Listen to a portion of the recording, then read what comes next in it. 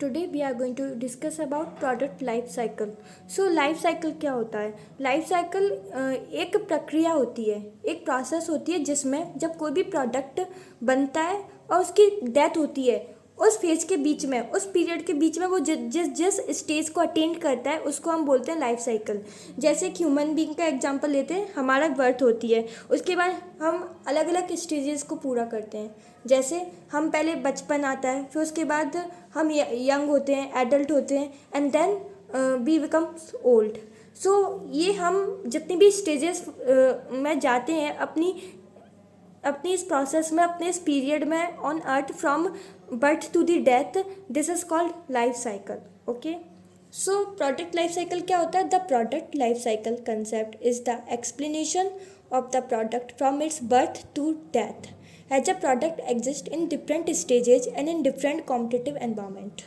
अब जैसे कि ह्यूमन बींग्स के केस में जब हम स्कूल जाते हैं तो हमारे पास एनवायरनमेंट अलग होता है, उसमें अलग लेवल का कंपटीशन होता है जिसमें हमें सर्वाइव करना होता है। फिर हमारे स्कूल पूरे होने के बाद फिर हम कॉम्पिटिटिव एग्जाम की तैयारी करते हैं कॉलेज लेने के लिए। उसका कंपटीशन का जो माहौल होता है, एनवायरनमेंट होता है, वो अलग होता है। Then we comes in college, and then after college हम जॉब लेने के लिए कोशिश करते हैं, जॉब लेने के लिए अपनी एक्टिविटीज़ को ओरिएंट करते हैं, तो उसका एनवायरनमेंट अलग होता है। तो इसी प्रकार जो प्रोडक्ट होता है जब वो बनता है और बनने के बाद वो मार्केट में जाता है तो वो डिफरेंट स्टेजेस से होते हुए गुजरता है, जिसमें वो अलग अलग एनवायरनमेंट को फेस करता है। इसलिए हमें प्रोडक्ट के बारे में जानकारी होना ज़रूरी है कि उसके लाइफ साइकिल में कौन कौन सी स्टेजेज आती हैं जिनको उसे फुलफ़िल करनी होती हैं, ताकि उसकी जो प्रॉफिट मार्जिन है वो ज़्यादा से ज़्यादा प्रॉफिट दे सके सेलर को। तो इसलिए हम प्रोडक्ट लाइफ साइकिल पढ़ते हैं ताकि हम ज़्यादा से ज़्यादा प्रॉफिट कमा सकें, और जो डिफरेंट स्टेजेज आती हैं उनमें अलग अलग कॉम्पिटिटिव एनवायरनमेंट होते हैं, उनसे हम डील कर सकें। तो सबसे पहले प्रोडक्ट लाइफ साइकिल की पहली स्टेज होगी इंट्रोडक्शन स्टेज। इंट्रोडक्शन स्टेज में क्या होता है? जब प्रोडक्ट होता है वो पहली बार बनता है, लॉन्च होता है, तो वो स्टेज होती है इंट्रोडक्शन स्टेज।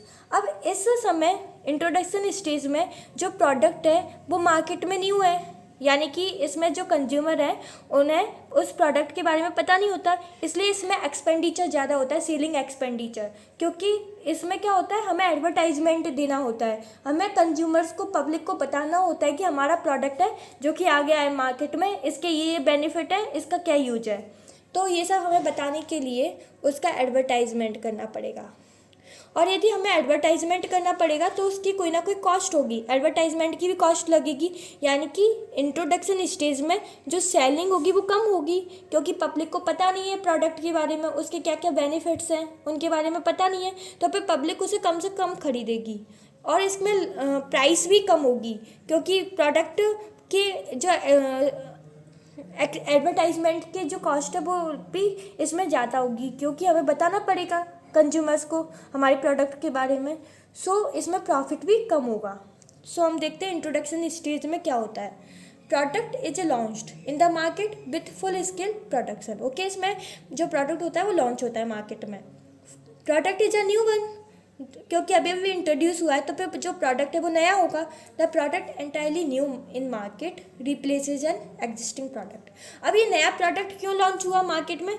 ताकि वो जो पहले जो प्रोडक्ट था जो कि ज़्यादा बेनिफिट नहीं पहुंचा पा रहा था, तो उसको रिप्लेस करने के लिए हमने नया प्रोडक्ट लॉन्च किया, ताकि हमारा जो पुराना प्रोडक्ट है इसे रिप्लेस कर दे और हमें ज़्यादा से ज़्यादा प्रॉफिट दे। इसलिए ये एक रीज़न है जिसके कारण हम न्यू प्रोडक्ट को लॉन्च करते हैं मार्केट में। ओके, सेल्स इसमें क्या होती है? ग्रो होती है एट वेरी लोअर रेट पे, because it is not have effective demand.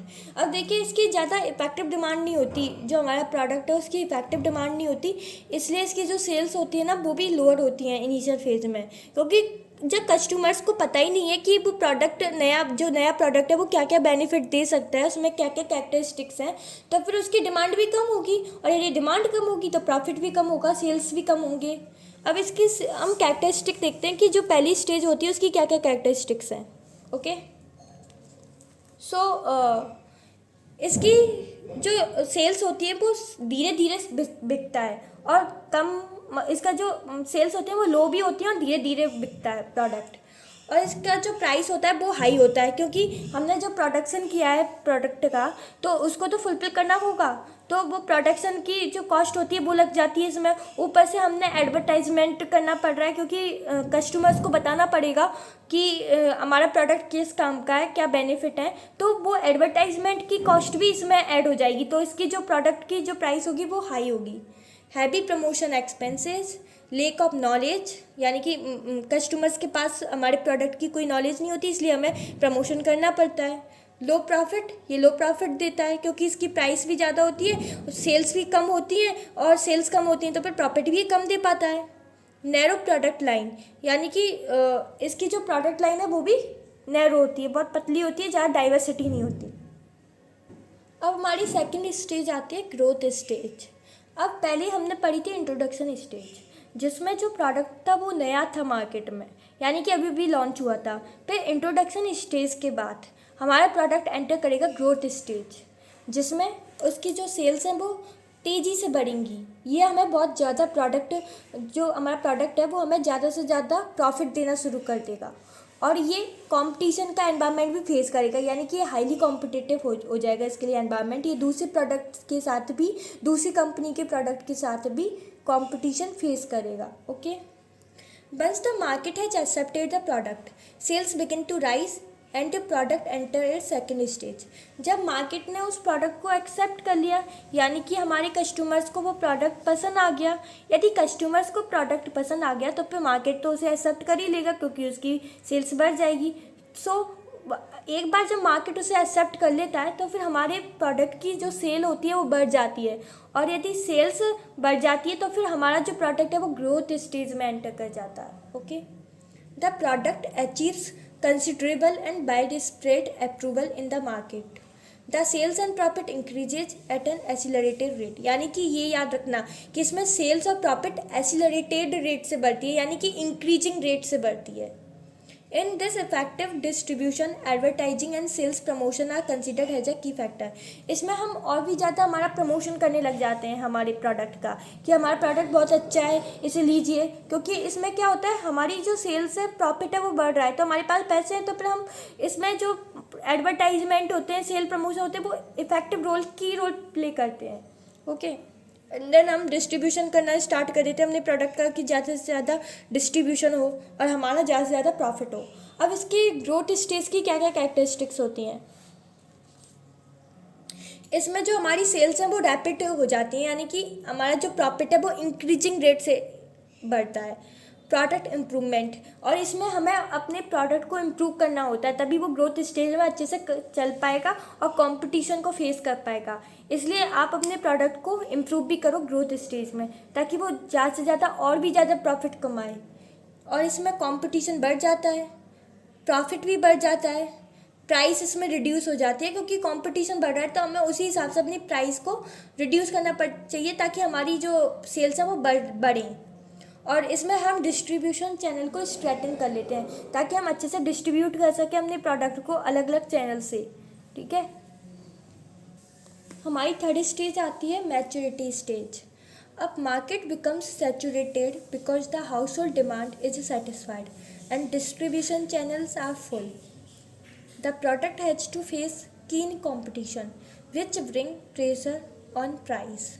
अब इस स्टेज में क्या होता है, जो भी कस्टमर्स हैं उनकी डिमांड सेटिस्फाइड हो चुकी होती है हमारे प्रोडक्ट से, और डिस्ट्रीब्यूशन चैनल भी पूरी तरह से भर चुके होते हैं, जहाँ से भी हमारे प्रोडक्ट का डिस्ट्रीब्यूशन हो रहा है, आइदर रिटेलर से या होलसेलर से या फिर मार्केट प्लेस से, कहीं से भी हमारा जो हमारा प्रोडक्ट है वो सेल हो रहा है, जितने भी चैनल्स हैं वो फुल हो जाते हैं, और जो मार्केट होता है वो सैचुरेटेड हो जाता है प्रोडक्ट से।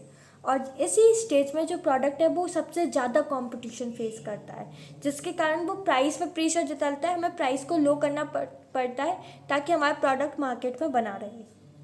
तो the sales of the product rises but at a lower rate. इसमें भी जो सेल्स है वो बढ़ती हैं, लेकिन इस जो ग्रोथ फेज थी उसमें तो इंक्रीजिंग रेट से बढ़ती थी, इसलिए उसे हम ग्रोथ फेज बोल रहे थे।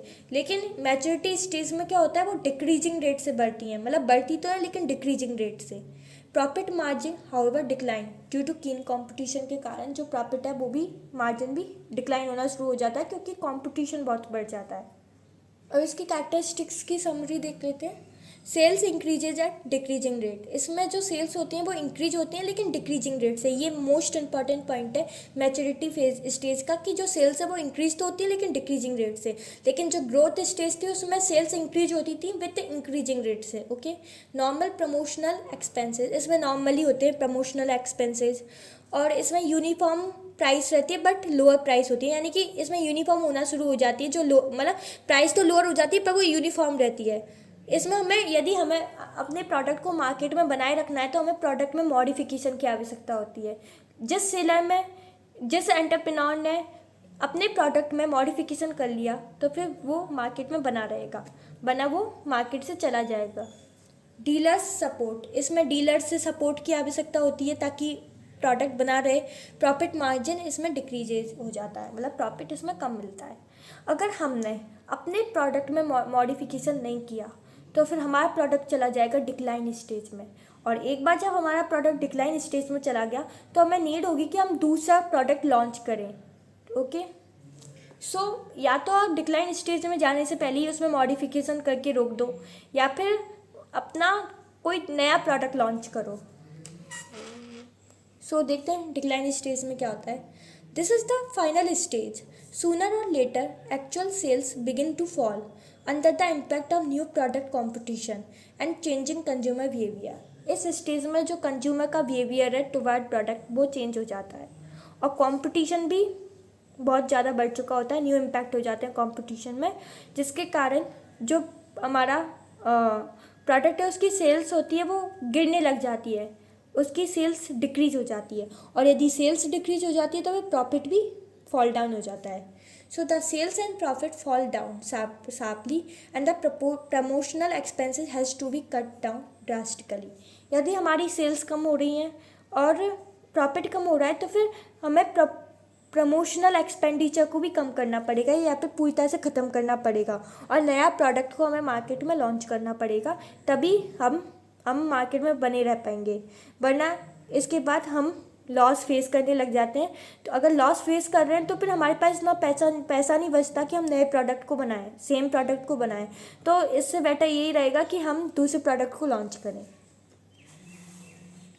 सो कैरेक्टरिस्टिक क्या होती है, रैपिड डिक्रीज इन सेल, इसमें जो सेल्स है वो डिक्रीज हो जाती है और प्राइस भी इसमें डिक्रीज होना शुरू हो जाती हैं, और इसमें कोई भी प्रमोशनल एक्सपेंसेस नहीं होता, मतलब कोई एडवर्टाइजमेंट में कुछ भी एक्सपेंस नहीं होता। सस्पेंशन ऑफ प्रोडक्शन वर्क का सस्पेंशन हो जाता है। सो डिक्लाइन स्टेज के बाद नीड है हमें कि हम नए प्रोडक्ट को लॉन्च करें। सो ये 4 स्टेजेस थी किसी भी प्रोडक्ट लाइफ साइकिल में। किसी भी प्रोडक्ट जब उसका बर्थ होता है टिल डेथ तक वो किस किस स्टेज में जाता है, ये हमने आज के लेक्चर में डिस्कस किया।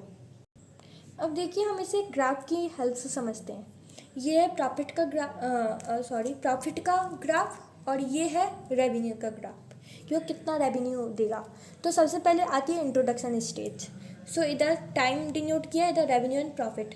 अब इंट्रोडक्शन स्टेज में क्या होगा, हमारा प्रॉफिट बहुत लो होता है क्योंकि कस्टमर्स को पता नहीं है कि इस प्रोडक्ट का हमने जो प्रोडक्ट लॉन्च किया उसकी क्या इंपॉर्टेंस है, क्या बेनिफिट है। तो हमारा जो प्रॉफिट है वो बहुत कम होता है, नेगेटिव में होता है, लोअर होता है बहुत ज़्यादा, और रेवेन्यू भी हमें कम मिलता है, पर वो धीरे धीरे इंक्रीज होता है रेवेन्यू। जैसे जैसे लोगों को हमारे प्रोडक्ट के बारे में पता चलता है वैसे वैसे हमारा रेवेन्यू भी इंक्रीज होता है, और जब ये रेवेन्यू इंक्रीज होता है, प्रोडक्ट इंक्रीज होता है, तो हमारा प्रोडक्ट पहुंच जाता है ग्रोथ स्टेज में। ओके, अब ग्रोथ स्टेज में क्या होता है कि हमारा जो प्रॉफिट है वो इंक्रीजिंग रेट से इंक्रीज करता है, यानी कि वो राइज होता है, हम profit rises with increasing rate. Okay, और यदि प्रॉफिट इंक्रीज हो रहा है तो हमारी सेल्स बढ़ती है, जब भी तो प्रॉफिट इंक्रीज हो रहा है, और सेल्स बढ़ेंगी तो हमें रेवेन्यू भी इंक्रीजिंग रेट से मिलेगा। And then comes maturity stage.